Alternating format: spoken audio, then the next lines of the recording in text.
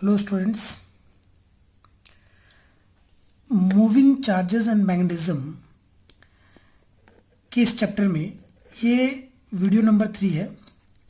Video number 1 में हम लोगों ने डिस्कस किया था ऑरस्टेड एक्सपेरिमेंट और उसके कंक्लूजन को, फिर एम्पेयर्स स्विमिंग रूल को।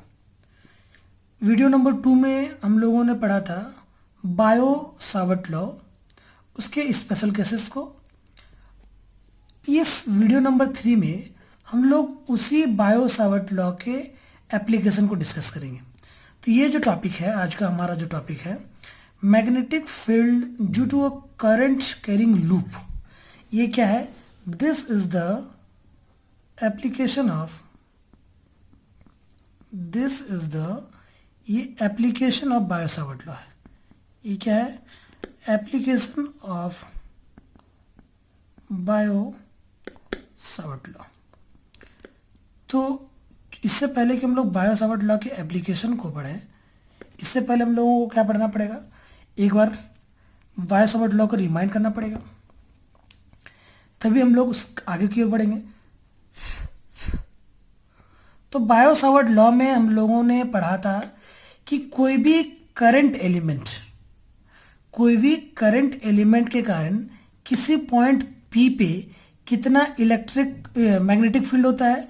तो हम लोगों को मिला था dB is equals to mu not by 4 pi IdL sine theta by r²।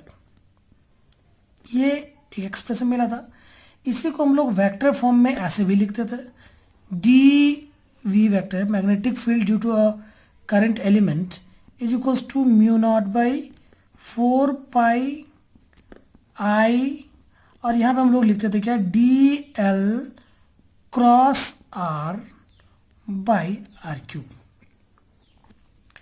ठीक है, ये हम लोगों ने बायो सावर्ट लॉ में प्रीवियस वीडियो में, वीडियो नंबर 2 में, इस चैप्टर के वीडियो नंबर 2 में हम लोगों ने पढ़ा था। ये दोनों सेम चीज़ों का ही एक्सप्रेशन है, बस ये स्केलर फॉर्म में, ये वेक्टर फॉर्म में है। ठीक है, तो ये मैग्नेटिक फील्ड जो है, ये इसका डायरेक्शन क्या होता था? तो इसको हम लोग इस तरह से क्रॉस मार्क से दिखाते थे पी पे, और क्या बताया था हम लोगों ने? Perpendicular the plane. डायरेक्शन क्या होता है? तो इनटू द प्लेन। ठीक है, अभी क्या है कि हम लोग इसके एप्लीकेशन को पढ़ेंगे। किसके लिए?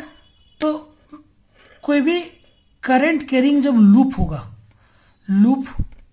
कोई भी सर्कुलर लूप है जिसमें करंट फ्लो हो रहा है। कितना करंट फ्लो हो रहा है? तो करंट I फ्लो हो रहा है। तो ये करंट I जब फ्लो होगा तो इसके कारण कितना मैग्नेटिक फील्ड होगा? अभी तो हम लोगों ने सिर्फ करंट एलिमेंट DL के लिए पढ़ा है। ठीक है, ये पूरा लूप के कारण कितना मैग्नेटिक फील्ड होगा, इस चीज को अभी हम लोगों को सीखना है। तो एक्चुअली इसमें बायो सावर्ट लॉ का 2 एप्लीकेशन है। ठीक है, circular loop, magnetic field due to current carrying loop का इसमें 2 केसेस आएगा। एक तो हम लोग लूप के कहाँ पे निकालेंगे? सेंटर पे। हम लोग लूप के सेंटर पे निकालेंगे, और दूसरा एक्सप्रेशन हम लोग मैग्नेटिक फील्ड का कहाँ पे निकालेंगे? तो इसके एक्सिस पे। ठीक है, तो बायो सावर्ट लॉ को यूज करके हम लोग करंट कैरिंग लूप के कारण मैग्नेटिक फील्ड को निकालेंगे। कितने जगहों में? तो 2 जगहों में। पहले हम लोग सेंटर पे पढ़ेंगे कि कोई भी करंट कैरिंग लूप जो कि एक मैग्नेट की तरह बिहेव करता है, तो इस मैग्नेट के कारण जो मैग्नेटिक फील्ड होगा, ये जो करंट कैरिंग लूप होगा, ये मैग्नेट की तरह बिहेव करेगा, और इस मैग्नेट के कारण जो मैग्नेटिक फील्ड होगा, तो वो उसका सेंटर पे कितना होगा? ये इसका सेंटर है, इसका सेंटर पे कितना होगा? और अगली बार हम लोग पढ़ेंगे कि इसके एक्सिस पे कितना होगा। ठीक है, इन दोनों चीज़ों को, इन दोनों एक्सप्रेशंस को भी हम लोग निकालेंगे। तो इस सेंटर पे हम लोग यदि मैग्नेटिक फील्ड का एक्सप्रेशन को निकालना चाहेंगे तो हम लोगों को क्या करना पड़ेगा? ऑब्वियसली बात है कि हम लोग इसको जैसे कि हम लोग पिछली बार पढ़े थे हम लोगों ने करंट एलिमेंट, कि इसको सेगमेंट्स में हम लोग छोटे छोटे सेगमेंट्स में ब्रेक करते हैं। ठीक है, तो हम लोग इस लूप को भी क्या करेंगे, छोटे छोटे सेगमेंट में ब्रेक करेंगे और कंसिडर करें ये एक सेगमेंट है, इस सेगमेंट में हम लोग ब्रेक करेंगे। सपोज ये एक सेगमेंट है, ठीक है, जिसका लेंथ क्या है, तो जिसका लेंथ है dl। मतलब हम लोग इसमें भी क्या किए, एक करंट एलिमेंट को कंसिडर किए, उस करंट एलिमेंट का लेंथ क्या है, dl है। हम लोग जानते हैं कि करंट एलिमेंट ये एक वेक्टर है, तो इसका हम लोग डायरेक्शन को भी मेंशन करते हैं। तो करंट एलिमेंट का डायरेक्शन क्या होता है, हम लोगों ने प्रीवियस वीडियो में डिस्कस किया था कि करंट एलिमेंट का जो डायरेक्शन होता है वो क्या होता है, तो करंट के अलोंग ही होता है। जो करंट का डायरेक्शन होता है वही करंट एलिमेंट का डायरेक्शन होता है। तो इस करंट एलिमेंट dl का जो डायरेक्शन है वो भी करंट के अलोंग होगा, करंट के अलोंग होगा। तो करंट का डायरेक्शन क्या है, ये सर्कुलर पाथ के अलोंग है, सर्कुलर लूप के अलोंग है। लेकिन ध्यान देना है, ठीक है, कि सर्कुलर लूप में कोई भी ऑब्जेक्ट मूव करेगा, सर्कुलर पाथ में कोई भी ऑब्जेक्ट मूव करता है, तो हम लोगों ने बचपन में ही पढ़ा है, काफ़ी पहले पढ़ा है कि सर्कुलर पाथ में मूव करते हुए ऑब्जेक्ट का जो डायरेक्शन होता है, डायरेक्शन ऑफ मोशन क्या होता है, अलोंग द टेंजेंट होता है। तो करंट का डायरेक्शन भी क्या होगा, अलोंग द टेंजेंट। और हम लोग जानते हैं कि करंट एलिमेंट का डायरेक्शन क्या होता है, तो along the direction of current. तो इसका भी डायरेक्शन क्या होगा, dl का जो डायरेक्शन है वो भी क्या होगा, अलोंग द टेंजेंट होगा। इस बात को ध्यान में रखते जाना है कि ये हम लोग क्या कंसिडर किए, एक करंट एलिमेंट कंसिडर किए dl लेंथ का, जिसका डायरेक्शन क्या है, तो करंट के डायरेक्शन के अलोंग। चूंकि सर्कुलर पाथ में मूव कर रहा है तो करंट का डायरेक्शन क्या होगा, अलोंग द टेंजेंट होगा। तो इस करंट एलिमेंट का जो डायरेक्शन होगा ये भी क्या होगा, अलोंग द टेंजेंट होगा। इतनी सारी बातें जानने के बाद पूरे लूप में करंट आई फ्लो होगा, ये हम लोग जानते हैं। हम लोगों को निकालना कहाँ पे है, मैग्नेटिक फील्ड को। तो सबसे पहले हम लोगों ने बोला इस वीडियो में हम लोग कहाँ पे पढ़ेंगे, तो सेंटर के लिए पढ़ेंगे। ठीक है, तो यहाँ पे हम लोग को इस सेंटर पे हम लोगों को, सपोज ये इसका सेंटर है और ये सेंटर O है, यहाँ पे हम लोगों को क्या करना है, मैग्नेटिक फील्ड को निकालना है। तो हम लोगों को ये पता होना चाहिए कि इस करंट एलिमेंट से इसका डिस्टेंस क्या है। क्योंकि देखिए हम लोग बायो सावर्ट लॉ हम लोग तभी लगा सकते हैं जब हम लोगों को क्या क्या पता होना चाहिए कि उस करंट एलिमेंट से कितना करंट पास हो रहा है, उस करंट एलिमेंट का लेंथ क्या है, उस करंट एलिमेंट का उस पॉइंट से डिस्टेंस कितना है, और फिर इस करंट एलिमेंट का ये सपोज ये क्या है, इसका डिस्टेंस है, मतलब ऑब्वियसली डिस्टेंस किसके बराबर होगा, तो रेडियस के बराबर होगा। इसको हम लोग वेक्टर आर से डिनोट करेंगे। मतलब बोलेंगे कि आर क्या है, तो पोजीशन वेक्टर है। आर क्या है, तो आर पोजीशन वेक्टर है।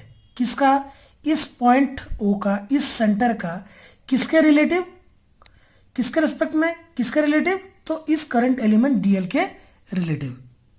ठीक है, चलिए ये डिस्टेंस में हम लोगों को पता चल गया आर, सारी चीजें पता चल गई सिवाय इस एंगल थीटा के। यदि ये एंगल थीटा हम लोगों को पता चल जाए तो हम लोग अब इस एक्सप्रेशन को, बायो सावर्ट लॉ के इस एक्सप्रेशन को यूज करके हम लोग क्या कर सकते हैं, इस करंट एलिमेंट के कारण यहाँ पे कितना इलेक्ट्रिक मैग्नेटिक फील्ड होगा इसको हम लोग कैलकुलेट कर सकते हैं।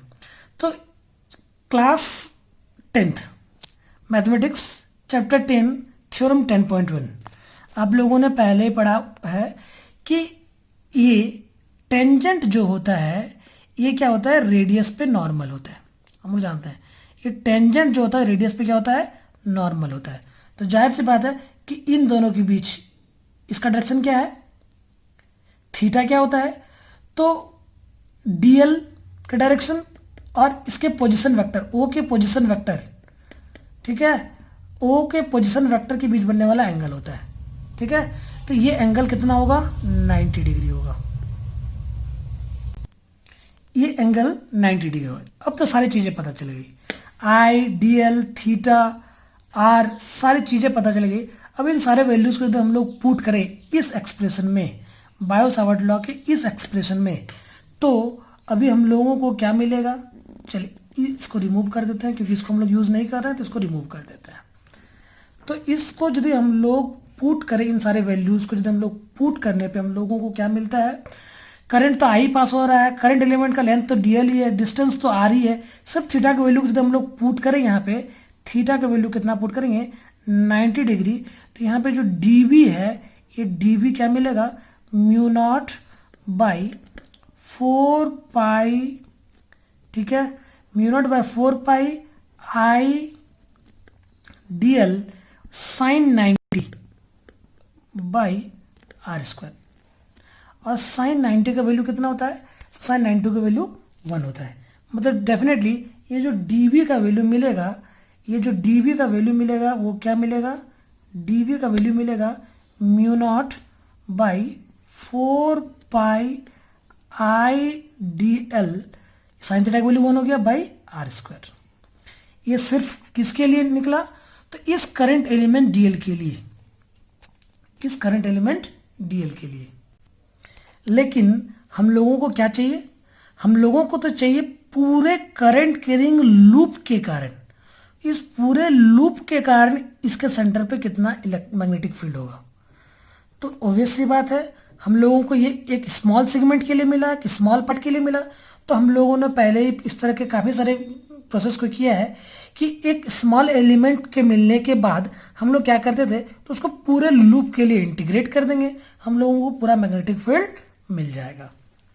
ठीक है, मतलब यदि हम लोगों को इसका सेंटर पे टोटल मैग्नेटिक फील्ड निकालना है, तो हम लोग क्या करेंगे, टोटल मैग्नेटिक फील्ड, ये तो सिर्फ एक एलिमेंट के लिए है, total magnetic field at the centre, total magnetic field at the centre.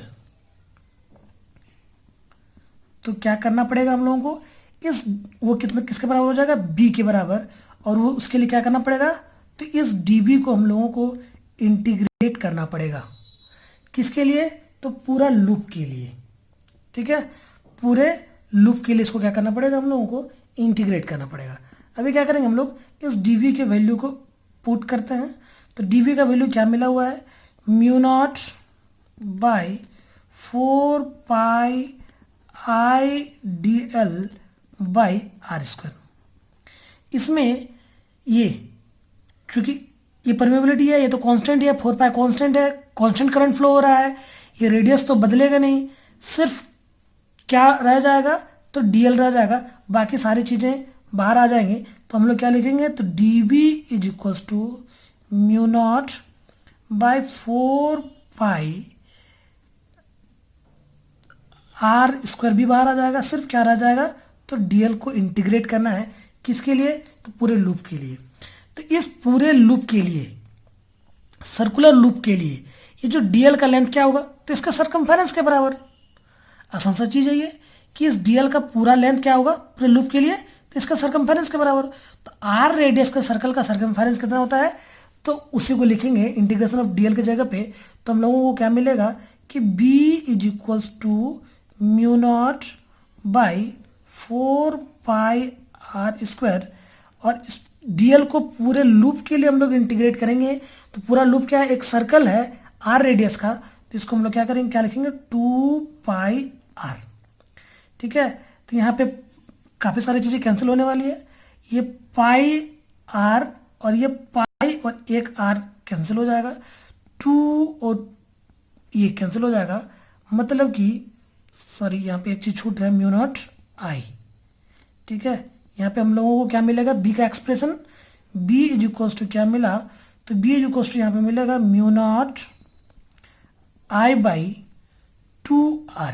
काफ़ी सिंप्लीफाइड एक्सप्रेशन है ये, याद रखने में ज़्यादा तकलीफ नहीं होगा कि किसी भी करंट कैरिंग लूप, कोई भी करंट कैरिंग सर्कुलर लूप, कोई भी करंट कैरिंग सर्कुलर लूप के कारण उसके सेंटर पे कितना इलेक्ट्रिक मैग्नेटिक फील्ड होगा, तो आसान सा चीज़ है, mu not I by 2r, जहाँ पे म्यू नॉट को हम लोग परमिएबिलिटी बोलते हैं, आई क्या है, तो इस लूप से कितना करंट फ्लो हो रहा है ये हम लोगों को पता होना चाहिए सिर्फ, और उस लूप का रेडियस पता होना चाहिए।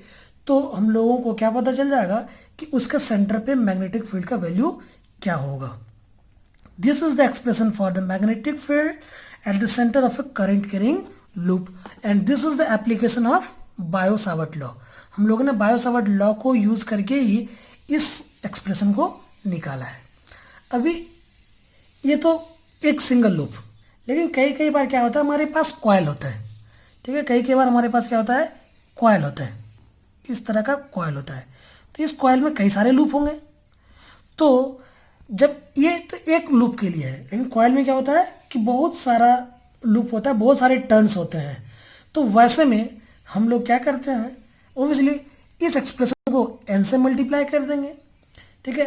तो मतलब कि फॉर n टर्न्स आप बोलते हैं कि फॉर अ कॉयल, यदि हम लोग कॉयल के लिए करेंगे, for a coil of n turns, ये सिर्फ एक लूप के लिए हम लोगों ने निकाला, for a coil of n turns, तो ये पूरा किसके साथ मल्टीप्लाई हो जाता है, ठीक है।